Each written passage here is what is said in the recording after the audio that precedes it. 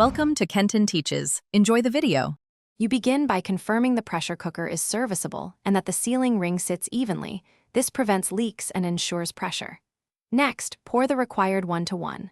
5 cups of liquid so steam can build. Without it, you won't reach pressure. Then place food and aromatics beneath the max line. This prevents clogging of the vent. Once done, align and lock the lid firmly. Turn until it clicks, so the safety mechanisms engage and you can proceed to heat. You heat on high to bring the unit to pressure. The regulator will rattle or the pin will rise when stable.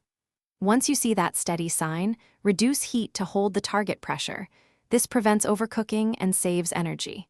Start your timer only after the pressure stabilizes so cooking times are accurate. While cooking, avoid lifting the vent or opening the lid. Instead, fine-tune the burner to maintain balance because sudden drops or spikes change texture and can trigger safety valves. You complete cooking by selecting the correct release.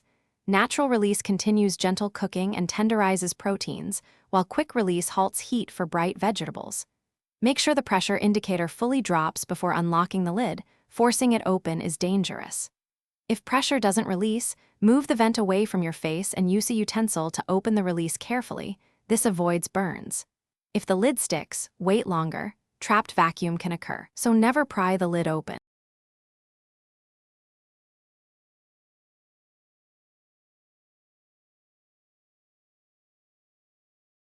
Thanks for watching. Please subscribe if this video was helpful.